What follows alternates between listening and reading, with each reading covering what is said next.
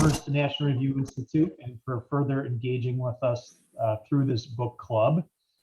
Now's probably a good time to interject with some housekeeping notes to try to stay muted unless you're talking, so we don't have any background noise. We will be recording this, so as much as you can stay on camera but off the microphone until we kind of get into the discussion, that would be great. Tonight we're excited to have Vivek Ramaswamy with us to discuss his book Woke Inc. Some of you will have seen Kevin Williamson's interview with him early in September, or you may have caught him on Fox News, MSNBC, Hillsdale College, or at NRI's own Ideas Summit back in May. Before we get going again, I just want to always encourage you to check out nrinstitute.org for a full listing of our upcoming events. The most prominent among those right now is, of course, our William F. Buckley Jr. Prize Dinner coming up in Dallas on October 21st. Hopefully, if you haven't already registered, you will take some time to join us and do that. And we will look forward to see you in person again in Dallas on the 21st. Again, the events tab at nrinstitute.org has all of our upcoming events calendar. So Vivek, I'm gonna introduce you quickly and fly through your extensive bio. I think some people know you or have met you or have seen you speak, but I do want to give any newcomers just a little bit of a background. Vivek is a successful entrepreneur who has founded successful enterprises. A first-generation American, he's the founder and executive chairman of Roivant Sciences, a new type of biopharmaceutical company focused on the application of technology and drug development. He founded the company in 2014 and led one of the largest biotech IPOs of 2015 and 16, eventually culminating in the successful clinical trials in multiple disease areas that led to FDA-approved products. Vivek was born and raised in Southwest Ohio, which I think is where you are right now. Is that correct? Pretty close. I'm in Central Ohio today. Yeah. Okay, good. He graduated summa cum laude in biology from Harvard in 2007 and began his career as a successful biotech investor at a prominent hedge fund. He continued to work as an investor while earning his law degree at Yale. He was a recipient of the Paul and Daisy Soros Fellowship for New Americans. He was featured on the cover of Forbes magazine in 2015 for his work in drug development. And he's recently emerged as a prominent commentator on stakeholder capitalism, free speech, and woke culture. He's also authored numerous articles and op-eds, which have appeared in the Wall Street Journal, New York Times, and of course, National Review. He serves on the boards of the Philanthropy Roundtable, the Foundation for Research on Equal Opportunity, and St. Xavier High School. Now, some of you have joined us for previous book clubs. We do expect this to be a very interactive session. I hope to see and hear from everyone that's on the call. I'm going to actually ask Vivek just to make a few opening comments kind of about the book, why he wrote it, kind of any interesting tales from the road as he's been promoting it, any further observations maybe on things that you would have added over the last few months. And then we really want to engage all of you. At that point, you can either unmute yourself and hopefully just be courteous and let everyone have a word before speaking yourself. Otherwise, you can put something in the chat box or use the raise hand function in the reactions tab and I can call on you. So Vivek, at this point, let me turn it over to you and then you can turn over to our audience. Got it. Well, thank you. Appreciate that, Chris. And I hope to reserve most of the time for dialogue, so I'll keep my opening remarks relatively brief. I wrote a book that was designed to advance a few different agendas, and I'll kind of go in no particular order over a few of the theses that I wanted to advance in the book, and then I'll wrap up with what I hope to accomplish by writing the book and why I actually wrote it. So the first argument I make in the book is that irrespective of the agendas or the social agendas that corporations may advance, the mixture of capitalism with politics was going to be bad both for capitalism and for democracy, that the mixing of politics and business was going to be bad both for business and our politics, not just for the same reason that Milton Friedman had surmised 50 years ago, that the infection of business by politics would make businesses run less efficiently, but perhaps even more so, the opposite concern, the idea that actually a politics that depends on expansive corporate power to settle political questions was actually going to be dangerous to the integrity of American democracy itself, where a small group of elites behind closed doors were making the decisions that the rest of society ought to have been adjudicating through the front door in the open public square through free speech and open debate in a democracy. So in that sense, it was a critique of the emerging model of stakeholder capitalism. That was prong one of the book. Prong two of the book was actually to take aim at the content of the ideas that were being advanced by corporations, which were hardly diverse in nature. Ironic in an era where diversity has actually become one of the stated objectives of social movement in corporate America, that is actually, in the name of diversity, sacrificed true diversity of thought by advancing a monolithic progressive agenda centered on a new ideology, what I characterize in the book as a quasi-secular religion, that whose core belief system, I'll just say, revolves around the idea that your identity is based on your race, your gender, and your sexual orientation, full stop. That if you're Black, you're inherently disadvantaged. That if you're white, you're inherently privileged. No matter how much money you have and no matter what your upbringing was, your race and your gender govern who you are and the thoughts and ideas you're allowed to have. And the second part of the book, I really take aim at the content of that ideology as well. So not just the principled point that businesses shouldn't be mixing their pursuit of making products and services for profit with advancing social agendas, but that the very social agendas they were advancing were themselves harmful on their own terms in ways that we should worry about today. And that's not just limited to business today. It's limited to most major institutions in America who have effectively pledged allegiance to that new religion. And, I think one of the things that I've made an effort to really speak to liberal audiences. And one of the things I've learned is it's best that I not be the one to characterize what the content of this alternative secular religion, what we refer to as wokeism, really is, because A, I'm not a subscriber to that religion, and B, it opens me up to critique of potentially mischaracterizing what its core tenets or belief systems really are. And so today, when describing this new secular religion, don't use my own words to describe it. I borrow from what I view as the high priests of the new religion. Ibram Kendi, another New York Times bestselling author, he's sold more books than I have. I think describes it pretty well in a nutshell when he says the only remedy to past discrimination is present discrimination. The only remedy to present discrimination is future discrimination. That's an exact quote. So agree or not, we can debate it. That would be the woke prescription for how we are to fight racism in a society, is to enact and institutionalize a different kind of racial discrimination in reverse. Exactly what he has to say. Congresswoman Ayanna Pressley, a member of the Squad, sums it up pretty well too, where she says, we don't want any more Black faces that don't want to be a Black voice. We don't want any more brown faces that don't want to be a brown voice. Again, agree or not, descriptively, these are exact quotes from the high priests of the new religion. And one of the things that I aim to do in the book, and as well as in talking about the book in recent weeks, is to really describe that for what it is neutrally, to acknowledge that there may be a reasonable point of view behind those claims, but we can't suffer from a debate where, when characterized as such, we're debating the content of what the woke movement actually has to say.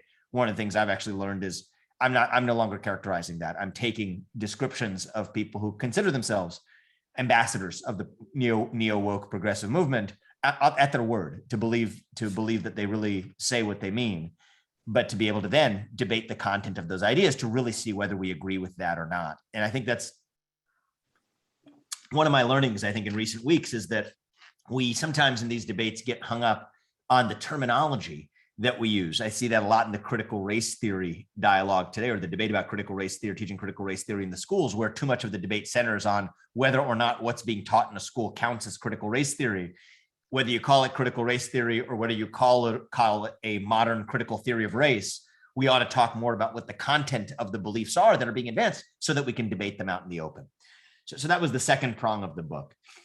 The third prong of the book was really about mapping out what the origin story was for how wokeness went from being about challenging the system to becoming the system. And there's no singular account, but one of the things I do in the book is, and I think it's the first book to do it, is to really trace an origin story that goes back to the 2008 financial crisis, where what I surmise happened in this country was that big business actually, after 2008, had to make a choice as to whether they were going to resist the Occupy Wall Street movement from the front door, the attack on capitalism through the front door, or whether they were actually going to get on board with a new nascent wing of the progressive left through the back door to be able to effectively dilute the Occupy Wall Street wing of the left to irrelevance. And that's effectively what I argue has happened in the last 10 years, where the newly woke progressive wing of the left surmises that it's not economic injustice or racial injustice or poverty that we ought to focus on, but rather that it's racial injustice and misogyny and bigotry, which actually served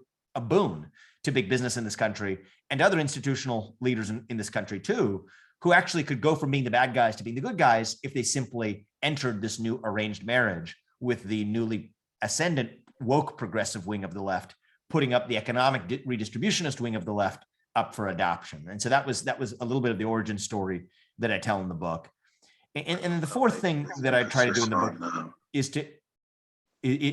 to map a better, what I view as what the right answer is and a better way forward. And while I offer some symptomatic therapies, Chris, that I'm happy to talk about by way of legal and policy solutions, I think the most important solutions are really the cultural solutions at the core of the final part of the book, which are really centered on filling what I view as a moral hunger experienced by a generation, my generation in particular, of millennials and people younger than me, who are hungry for a cause, hungry for purpose, hungry for meaning and identity, but are unable to derive purpose and meaning and identity from the kinds of things that used to fill that purpose in eras past. Faith, patriotism, hard work, all having declined in contemporary life.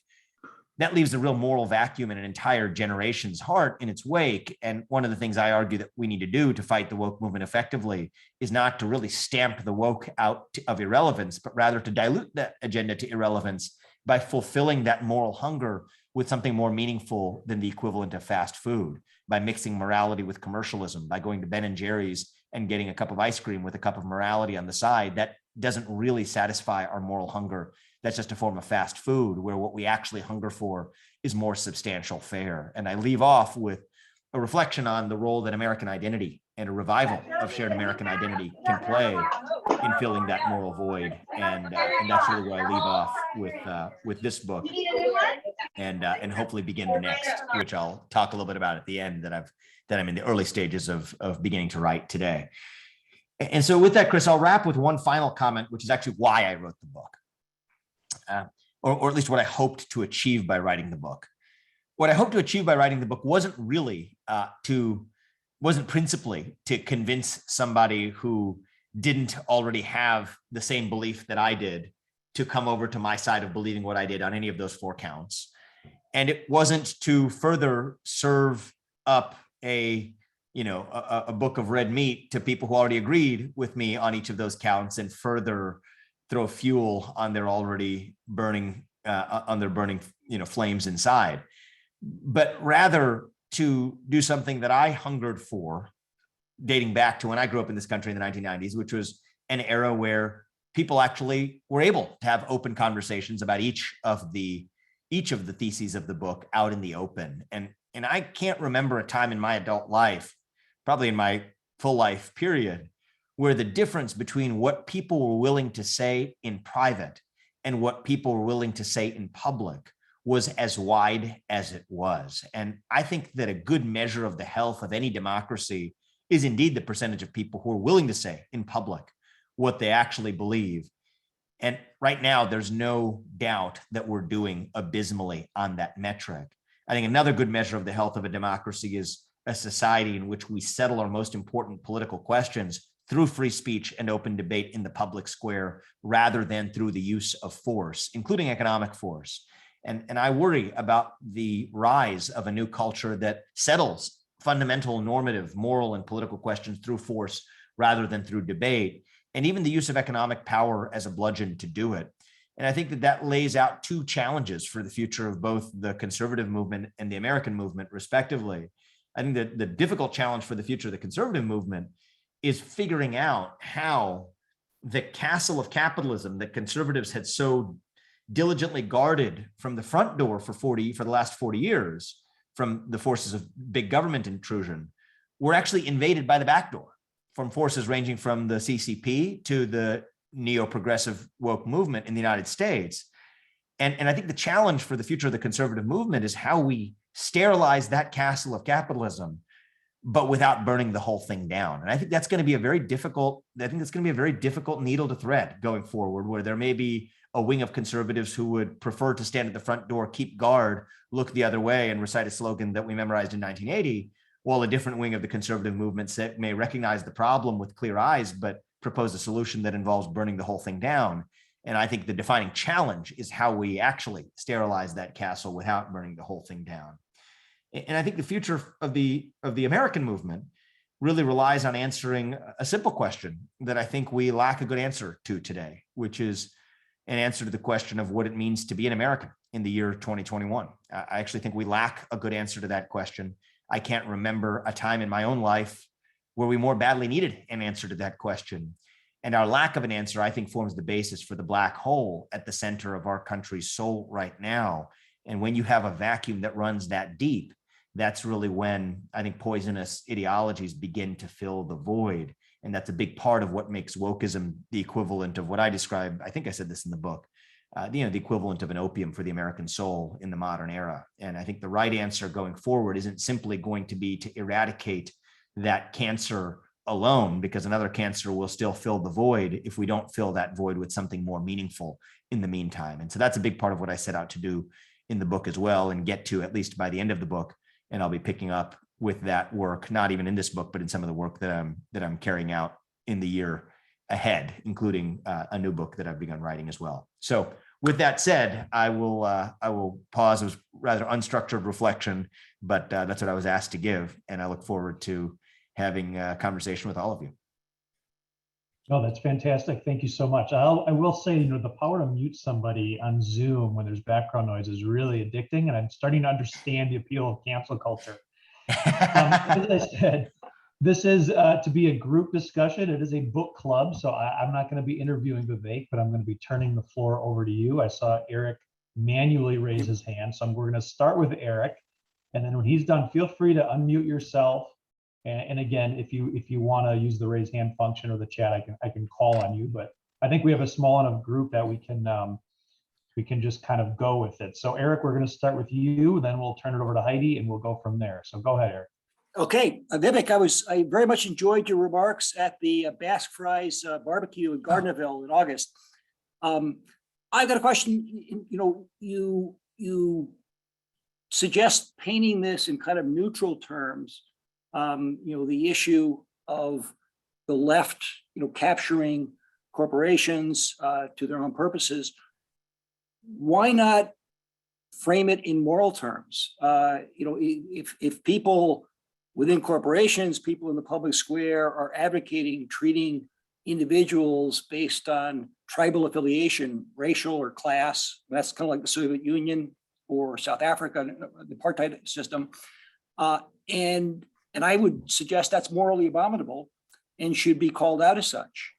And that, people that are looking for some sort of purpose and to think of themselves and advertise themselves as being good people, that changing the framework in which what they're doing is thought of would be constructive. And on the flip side, that free market capitalism is a wonderfully moral system, and yet the conservatives are often reluctant to make the case for free market capitalism in moral terms. They make it in terms of it's more productive, it's more efficient, but it's a voluntary system. It's a system which is based on people serving the needs of others. It's a system based on people finding reason to cooperate and work with others, even though they may not like them politically or otherwise.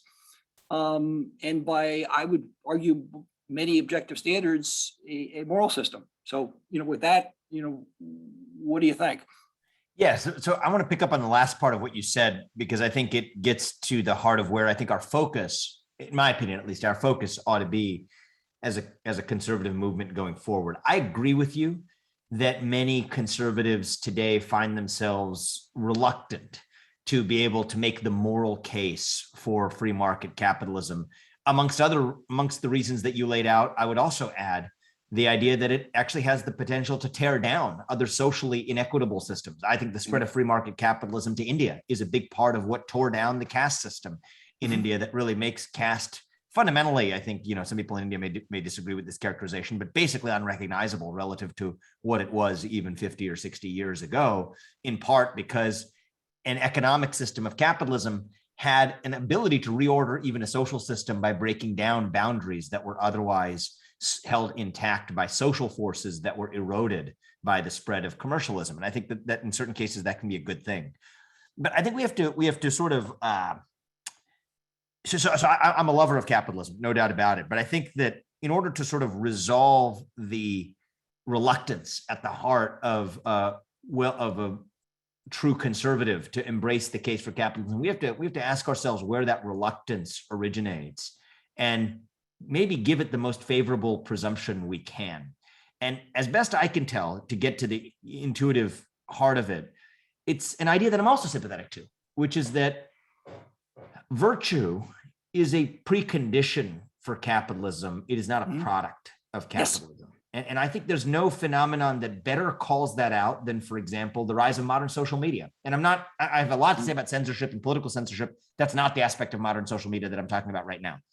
I'm talking about the aspect of modern social media that effectively provides, for example, an addictive product that preys on our psychic insecurities that are fundamentally rooted evolutionarily in religious terms, you would say in sin, in the notion of envy and what that means in each of our minds to be able to admire a life of somebody else that never really was their life in the real world, but was just their life as presented online, and the addictive nature of getting the dopamine and serotonin surge and the hit that we do every time when we see someone liking some false image of ourselves that we put up or perusing somebody else's false image that they put up.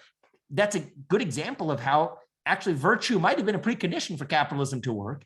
Capitalism, I often describe, would be the perfect system for organizing the world's economic affairs, bar none, if our wants actually matched our needs. And to the extent that capitalism was an imperfect system for anything, it was only insofar as there was a divergence between what we want and what we need as human beings. And I don't think that that's a pro-capitalist or an anti-capitalist discussion. It's orthogonal to a question of what capitalism accomplishes, because I think that there are other social institutions, religious, family, schools, educational, that are outside of the sphere of capitalism. Our civic life, I would put in that category too, that I think are preconditions for a healthy society in which capitalism is a great system for organizing our monetary and product-based affairs, even which can have positive externalities for other spheres of our lives too. But it's still, the other spheres of our lives ought to have their own integrity in order for capitalism to flourish as an important part of one of the many institutions that define, I think, a proper public life, certainly in a democratic society like America. And I think one of my reservations then about stakeholder capitalism is actually what it does to the system of capitalism itself, is it infuses an expansive quality to capitalism, which is the best system ever invented. It's not even really a system, but the best model ever invented for organizing a society's commercial and market affairs, to use its rules and its market logic for also organizing the affairs of spheres outside of the market too, including in our civic sphere and including in our polity, to say that actually the way we settle questions about how to fight racism or historical effects of racism or climate change or whatever ought to be through market force. That is to say, certain corporate chieftains deciding what is and isn't correct, BlackRock or Larry Fink deciding what companies can and can't go public based on his dictates, rather than debating those questions in the civic sphere of our lives, which is ultimately different from the marketplace for products. The rules of the road in the marketplace for ideas isn't $1, one vote, as it is in the system of capitalism. It's one person, one vote. And so I think that is both descriptively at the heart of what lies at some of the conservative reluctance to make a full-throated defense of capitalism, which I am prepared to make in the sphere of the market. But I'm also deeply empathetic to, and understanding of, I think, some of the reservations of just pretending like the market was going to provide the answer to the moral spheres of our lives, which I think are actually, you have it backwards. The fulfilling those moral foundations in the other spheres of our lives is actually a precondition for capitalism to ultimately work at its best. And it's not going to be a substitute. Virtue is not going to be a product of capitalism. It's a precondition for capitalism too. Adam Smith, with his theory of moral sentiments, was very much on the same page. Yep, he was. That's right. That's right. And I think that's what the, that's sort of the founding fathers of capitalism. I think, long before he wrote The Wealth of Nations, was writing about the precondition of virtue. And I think that, I think some of the modern 20th century libertarian strands of thought, I think, left that element of it behind. It's why I no longer call myself a libertarian. I call myself a conservative, not because I don't agree with most libertarian policies, I tend to, but because it has nothing to say with what we do in that government-free society that we all live in. And I think that libertarianism has nothing to say. I think conservatism does have something to say. That's why I call myself a conservative. Katie, I'm going to go to you. And just want to remind everyone that we can all answer the other questions too. It doesn't have to be just directed towards Vivek. If other people want to chime in with a response or a thought to another participant's idea, that's fantastic. Heidi, go ahead. Thank you. Not done reading, but I do have the book. So one of the things that I've been thinking about is, the role of big business corporations. If you look back over time, you'll see like Hershey, for example, created an entire community to support the business. The oil barons got into philanthropy. And I wonder what you think today, where companies have become so large and global that a CEO doesn't know the employees of the company, doesn't know the communities, doesn't know the customers well. And at the same time, because they are global businesses, you have CEOs that are not, for a US-based company, they're not American citizens. They may be from Europe or somewhere else in the world. And so I wonder how you think about that impacting this converson. And then separate, can I throw one more thing out there? Absolutely. Separately, as this is going on, my time in business in the kind of right before you draw the line at 2007, 2008, we saw a lot of regulation coming through the executive branch rather than Congress. At the same time, we have globalization and the rise of technology, iPhone, social media, and, how is this all accelerating together? Two different thoughts. Sure. So those are two separate questions, good ones, and I'll address them each in turn. I think the answer to the first question, I think I'm going to tell you where I come out, but I think it's going to sort of describe this in a way that's still sympathetic to somebody who may have the exact opposite answer. Intuitively, I don't love it when corporations ultimately expand the scope and sphere of their influence through philanthropy, through social welfare projects, et cetera, in ways that go beyond the sphere of the market, in part because I think it betrays an understanding of what American democracy is supposed to be about. So to demonstrate the point, I'll maybe give you a historical example in the case of the Dutch East India Company. And I don't know if you got to this part of the book yet where I described the Dutch East India Company, but it was a company in the old Netherlands that not only colonized places around the world, but actually exercised state-like power in doing it. They built their own hospitals. They had their own philanthropic networks. They had their own school systems. They had their own currency. They even had their own military.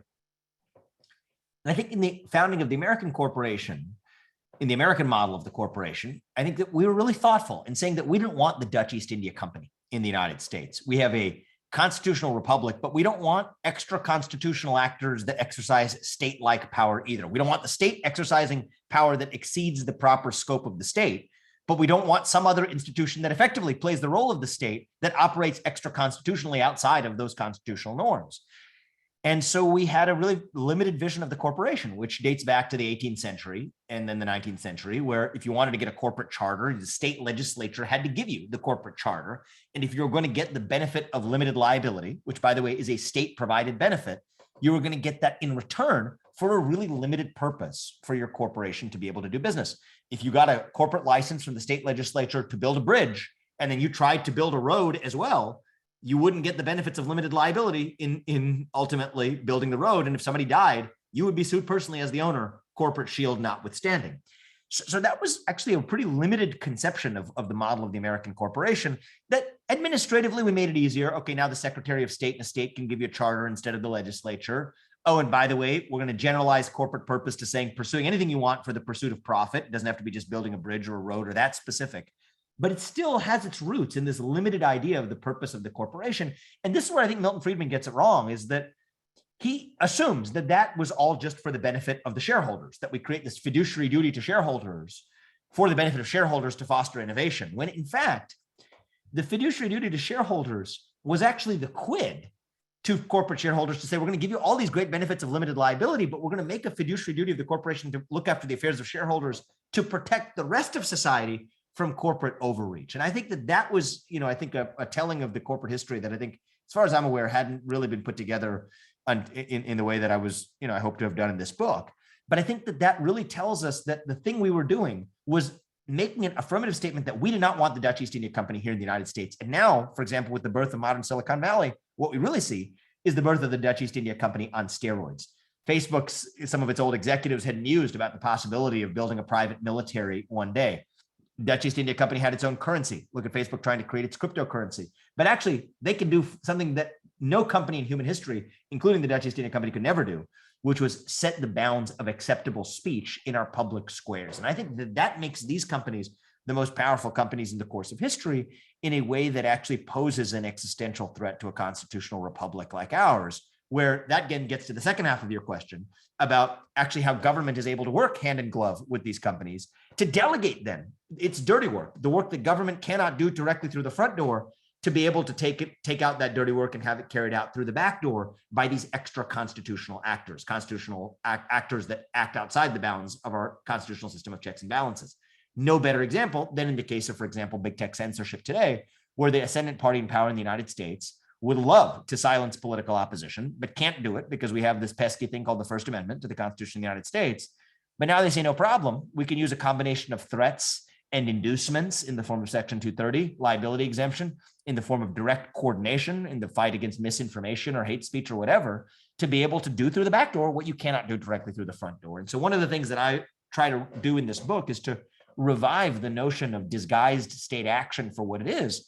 And the simple case that I make is that if it is state action in disguise, the Constitution still applies, even if the proximate actor was a private company in name. If that private company was really just an instrument of the state, the same constraints that apply to the state ought to apply to that private company when it is doing the bidding of the state. And we actually have great doctrines from the Supreme Court and a strong judicial canon that backs up that way of thinking in ways that we need to sort of revive in the contemporary era. 50 years ago, there was a debate in the conservative movement about the so-called non-delegation doctrine, to say that what you couldn't do, this was your question, through the legislative branch, you delegate it to the executive branch and the alphabet soup of government agencies. That's what the whole field of administrative law is about, is placing limits on the delegation of legislative and lawmaking authority to the executive branch. And I think that's a classic constitutional question. I think that's a 20th century question. It's still applicable in the 21st century, but the uniquely 21st century version of that question, if that was the uniquely 20th century problem, the uniquely 21st century problem is a non-delegation doctrine that we need to develop with respect to the private sector, where government actors are able to use private sector actors as pawns to be able to do what government actors can't do directly. And I think we see that pervasively today, not just in big tech, but in the use of companies to be able to fund causes that Congress couldn't fund directly through the front door, using the Department of Justice to do it by the settlements that they reach with companies and directing their dollars to causes that the party in power wanted to fund, but Congress said no to, ultimately funding it through the back door through settlements that the DOJ reaches, for example, with big banks. I lay that out in the middle of the book. John Kerry recently making the rounds. They wanted to pass the Green New Deal. They couldn't do it. Fine. He gets banks to sign on to a climate pledge that effectively stopped banks from lending to the very projects that they wanted to ban, but by using government authority to do it. And banks aren't charitable institutions. There's a quid in return for that quo. We need to be asking what that is. So that's, I think, the uniquely 21st century presentation of this problem isn't just the delegation of lawmaking authority to the executive branch, though that continues to persist and it's a problem, but an even deeper problem where both the executive branch and the legislative branch can delegate their extra constitutional dirty work to private companies that nominally aren't governed by the constitutional framework of checks and balances today. Yeah, I just want to probe a little bit further on what you're calling the 20 or the 20 prior to 2020 problem. I'm still seeing a lot of primarily on permitting for air, water, so forth, that I'm going to say is probably framed on the climate side, where they're putting companies out of business because they can't get permits. So I'm with you that that's a big problem. It's one that we need to address through the frameworks created by legal thinkers like Philip Hamburger, et cetera, who have questioned the validity of so-called administrative law.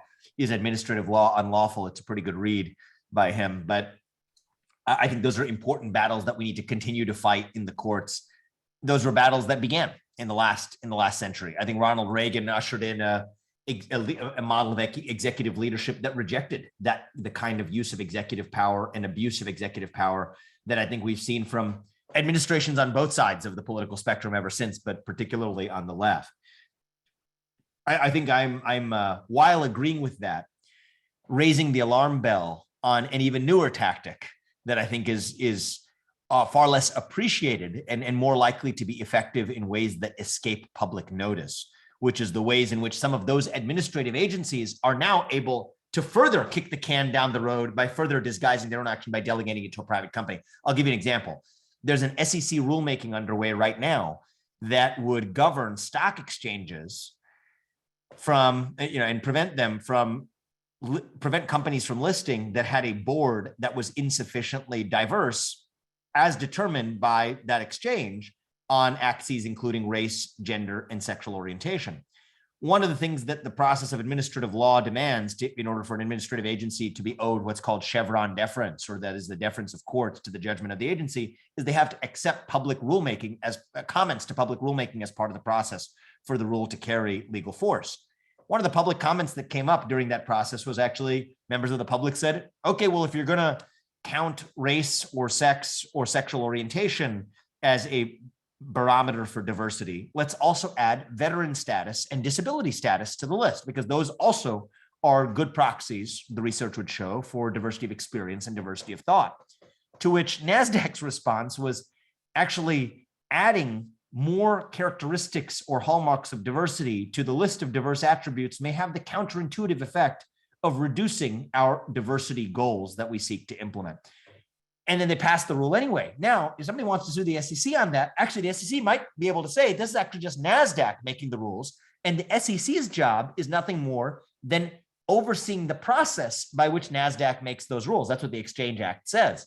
But I'm giving you that example where what we're really seeing today is the disguising of nakedly political agendas in the ennui of technocracy. Sometimes the ennui of technocracy takes the form of the administrative state. Today, the ennui of technocracy now includes the relationship between the administrative state and even private actors who are really doing their work at the behest of the government goals, which maybe they're very regulators. So they have a very good incentive to be able to dance to the tune of the regulator's instructions. But that escapes public notice because in some ways, what the left has been able to do, the classical left has been able to do, is to actually handcuff the conservative movement in the shackles of its own dogmas by saying that the free market can do no wrong. It's just private actors deciding what private actors want to decide, while missing the fact that that free market that we idealize doesn't actually exist today when there's a state actor behind the scenes pulling the strings like a puppet master. And so I'm not saying that it's not an either or problem. Both are a problem, but at least one is well appreciated and has a toolkit that we've been, at least on one side of the issue, are not playing tug of war in the courts for the last 50 years. The latter is a tactic that I think has escaped public notice, and that's a big part of what Woke Inc. was designed to expose. All right. Other questions on the book? Anything you thought was particularly intriguing? Questions you had? Thoughts that you want to raise to the group? Yeah, I had a question. Tom Lamoureux here. First of all, Vivek, congratulations on the book. It was a fantastic read, and as you went through the objectives just now, in my view, you delivered on every one. So well done. Really, Thank you. Really outstanding. I appreciate that. I have about 50 questions I'd like to ask you, but I guess the one which I'm still trying to convince myself of maybe is, do you think your perspective on it? It seems to me that we're really talking about two fundamental things here, which is the control of capital and control of information, Wall Street and Silicon Valley. The companies that are outside those realms seem to me to do this very clumsily. Very clumsily is a good word. I like Delta and I forget the other ones in Atlanta, Coca-Cola, just that follow of themselves, trying to be woke when around the Georgia voting law, and they in my view embarrassed themselves and their leaders, and it seemed like that quickly went away. And I guess that's part of the question is, do you think with the fact that Biden administration's come in and clearly is doing things that neither Wall Street nor non-capital, non-information companies want. I'm still not sure what they're doing with Silicon Valley, although their tax policies is going to clearly hurt them. Do you think it's going to cause business leaders to step back and rethink about this bargain they've made with the left? Because the left's coming at them pretty strong now. And do you think we may have reached peak wokeness in corporation? Yes. Do I reach peak? Is that the question that you said? Yeah. Yeah, peak woke. I think we might have. But I think there's one of two things that may happen. So what happened is, as I described in the book, there's this arranged marriage, this uncomfortable arranged marriage where each side kind of secretly has disdain for the other that is working so long as each side gets something out of the trade. But what big business was trying to get out of the trade was to stave off the ire of the left, to be able to to be able to really insulate themselves and enjoy, I think, some level of, protection from the actual action that could come out of that wrath. And, I think as sort of the left kind of turns up the temperature on big business, it's like a rubber band. It'll keep stretching up to a certain point where actually in the nearer term, I think we will see a little bit more of a bending of that knee until the rubber band breaks. And then we say, okay, the marriage is off and we're divorced and we're going to figure things out again. And I think there's going to be two forces at play there that cause that rubber band to break. One is actually the demands of the old classical left, which is in some ways frustrated by actually the lack of action of big business on their own objectives, because big business is really getting away with just saying the right things. There's a version of someone who's on the left who's authentically irritated by some of the very things I'm irritated by, but on potentially different normative grounds, and is going to be irritated and ultimately punish big business by seeing through the smokescreen, which I think is certainly a good thing, because at least it allows us to have an honest conversation about what we're actually doing, as opposed to jousting behind these artifices.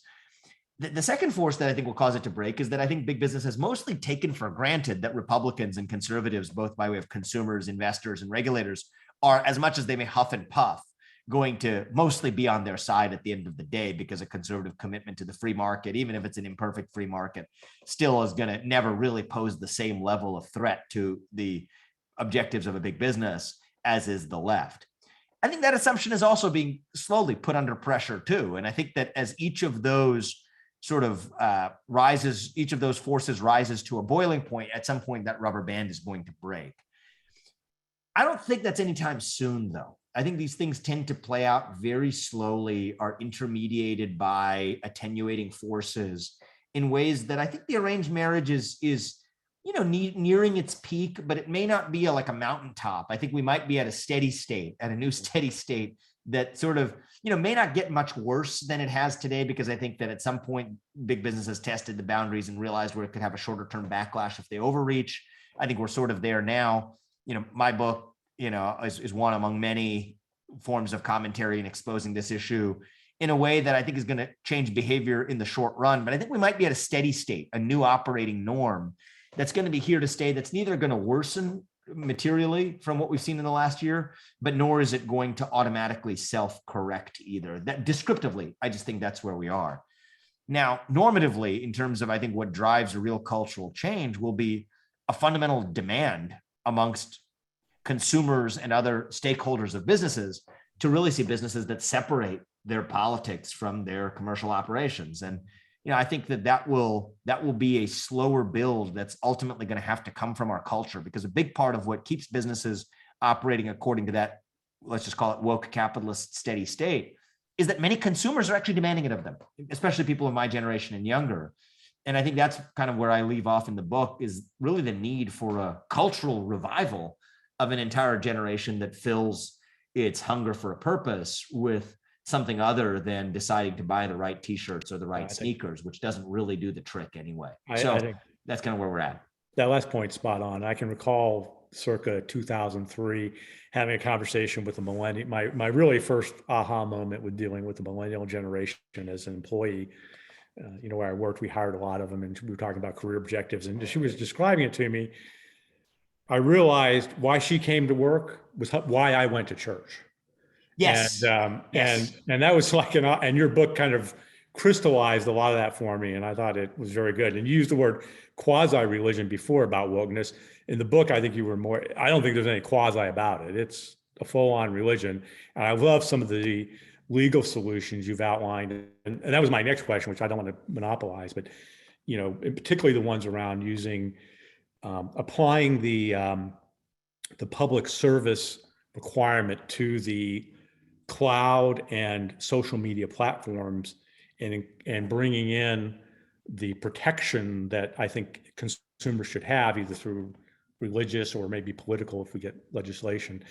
Is that getting legs? That's very clever. And I think of all the solutions I've heard, the one that makes the most sense.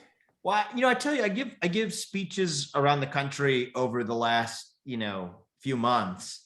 I'm doing more of it. Some of it, are in, sort of donor circles, educated circles at universities. A lot of them are to grassroots audiences. I think that at least amongst grassroots audiences, there's no place where I more reliably get my applause lines than when I propose the simple idea that we make political belief and the expression of political belief a protected class every bit as much as race, sex, national origin, or religion, or as of last year, sexual orientation. And I think that the reason that a lot of the donor class struggles with it is, I think I think that there's a libertarian side of all of our brains, really, that says that the last thing we should want to do is impose another constraint on how a private business operates. And in theory, the free market should work this out, where if these businesses are firing these great conservatives over here, that creates an opportunity for another business over here to hire them. And that's how the market works these things out. And I think the point that I would make is, okay, that there's actually real validity to that argument if we're actually operating in a free market. But you can't have it both ways, where we don't trust the market at all to police discrimination along the axes of race and gender and sexual orientation and national origin and religion, but somehow we fully trust the market to be able to police discrimination along the axes of political discrimination. And that if you can't fire somebody or deplatform somebody for being Black or gay or Muslim or white or Christian or Jewish or whatever, then you shouldn't be able to deplatform somebody or silence somebody or fire somebody just because they're not spoken conservative either. And this isn't just an academic issue today. It's happening every day in this country. If it can happen to the 45th president of the United States, it can happen to anybody. I think somebody was fired for wearing, whatever you think of Donald Trump, somebody was fired for wearing a Donald Trump hat last year. Actually, several people were to their place of work, even where hats were otherwise permitted. So this isn't an academic issue anymore. And I think one of the things that I didn't do a good enough job of in the book, but which is kind of an obvious point that I wish I had made, is the idea that actually the very conditions for political discrimination were ironically created by the notion of protected classes administered in the workplace at all. That the anti-racist agenda and the bureaucracies that administer that agenda, anti-racism is nothing more than neo-racism, in my opinion. Again, you have the Ibram Kendi, don't take it from me, take it literally, quite literally from the Ibram Kendi quote, the author of the book, How to Be an Anti-Racist, who says the remedy to future discrimination, the remedy to present discrimination is future discrimination, exact quote. So I'm not sort of putting words in anyone's mouth here. That anti-racist dogma is administered by the very bureaucracies that were created in the wake of the Civil Rights Act of 1964, which says that you can't discriminate on the basis of race, gender, or sexual orientation, which create the conditions for the rampant political discrimination and viewpoint-based discrimination that we see in corporate America today. And so the irony is we live in the worst of all worlds, where we neither have trusted the market to police full forms of discrimination in a way that maybe the true free market could have actually done really well, but nor are we applying that standard even-handedly to police against the most rampant form of discrimination in the workplace today, which is not racial discrimination, controversially as that may sound to some. It is viewpoint-based discrimination. And so that's, I think, something that I think people intuitively get. It kind of gets to the basic intuition that as Americans, you shouldn't be forced to choose between pursuing the American dream and exercising your First Amendment rights, between speaking your mind freely and putting food on the dinner table. This is the quintessential country where you get to do both of those things at once. And when I said before, I'm interested in answering the question of what it means to be an American in the year 2021. If that's not part of the answer, I don't know what is. So I think that's a big part of what my agenda was in the book, and some of my experience in promoting the book, I think, has revealed to me how, there's a lot I propose in the book, but that one stood out more than a lot of the other policy solutions in my experience. Spot on. And who's pushing the agenda? The answer is I'm actively advancing this agenda in every way I know how. And the last point I'll make, sorry, Chris, is actually the final thing that you sometimes get is a theoretical academic response, which is, well, doesn't that mean you can't fire a Nazi? Here's the beautiful part about it. About half the states of the union today in the United States have such a law on the books, either in their state constitution or in their state statutes anyway, and you don't have this rampant problem of the must hire Nazi. So it's actually low-hanging fruit, which then raises the flip side question of why is this such a big problem? I think it would be that it needs to be solved through amending the national civil rights statutes. I think it would be a statement of national purpose at a time where we could use it. One that's actually politically neutral on its face at a time where it gives us an occasion to revive a statement of our national ideals at a time where I think we're all hungry for that, whether we're on the left or on the right. And I think it could actually be, galvanizing force to take one of the steps that we need to take in order to reopen a dialogue that revives that shared nationalism around American ideals. And I use lowercase n nationalism there. So anyway, I think that's a bit about why I'm passionate about that particular policy agenda that I'm pushing. Yeah, we are at about the 5-minute warning, believe it or not. So I'm going to suggest we kind of do rapid fire with comments, questions, thoughts, and either the group can answer them or Vivek, but we'll go relatively quickly. And Eric, I see your hand is raised. Thank you. It's interesting you just brought up Nazism, hiring Nazis on campus. I wonder if anybody else or you have been struck by the parallels between Nazism and woke ideology. Both say essentially that what matters is the race.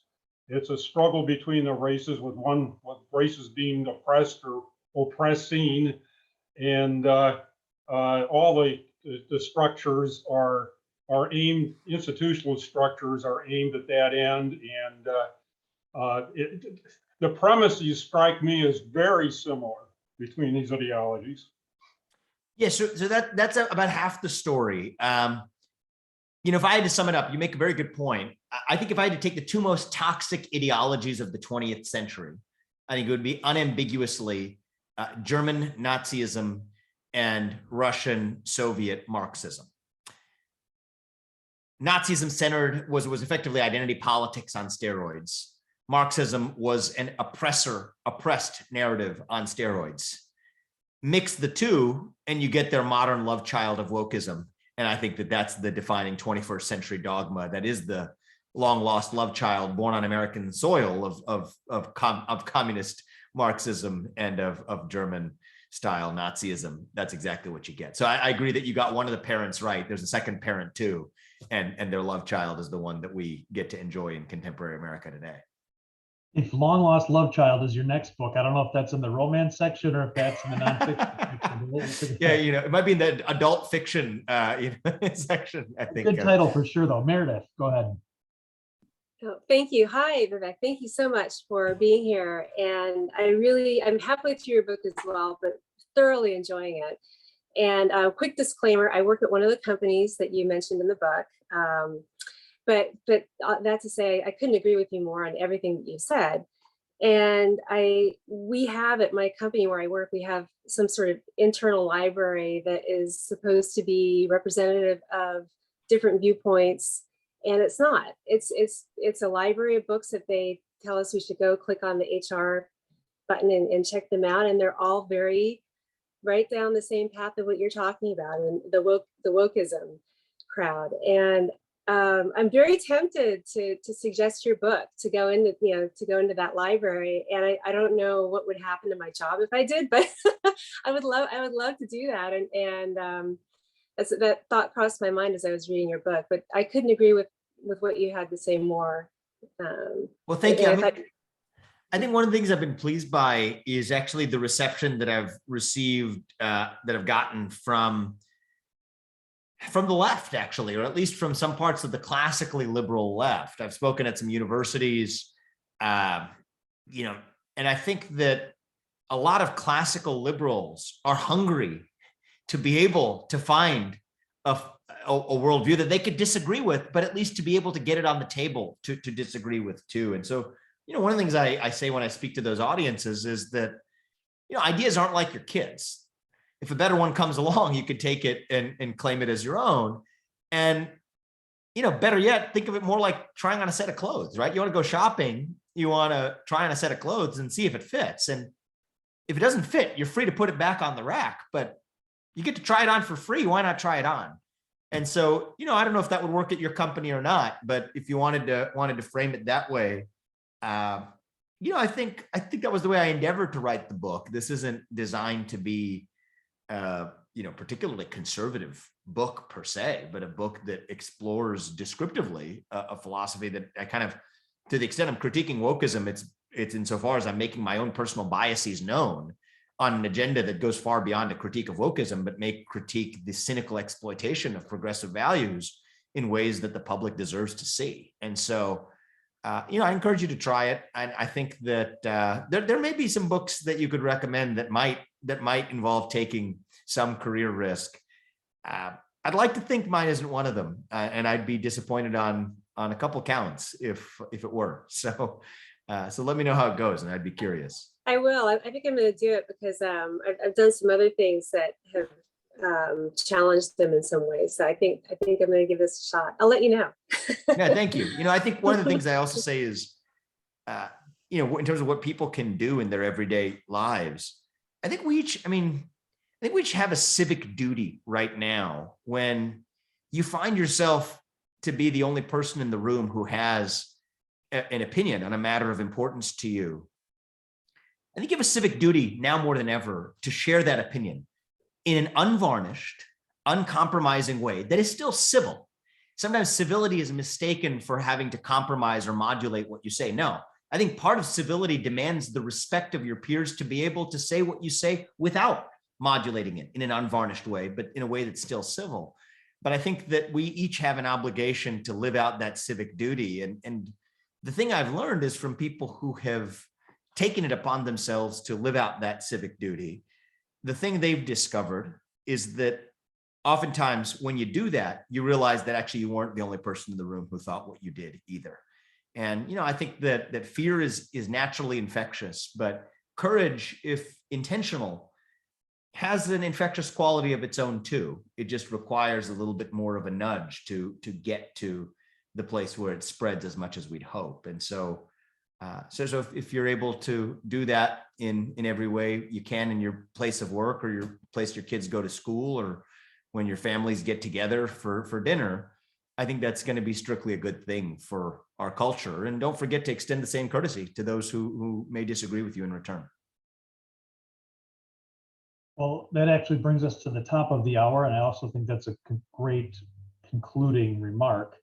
So I think we'll leave it there. I see my colleague Miranda's on the line. Miranda, we don't have a next book club scheduled, do we yet? Not yet. We're always looking for suggestions, though, if anyone Okay, has well, any if you all will please continue to check your email for updates or forward us your suggestions for the next book club topic. And you'll definitely hear from us when it's time to reconvene. If you'll all join me in thanking Vivek for his time and for writing a fantastic book. It's much appreciated. Vivek, thank you for everything you've done so far for National Review Institute and for taking your time tonight. Thank you all for being donors and being part of our book club. And I will see you on the next call, if not sooner. Have a great evening. Thank you. Thanks, everyone. Thank you all.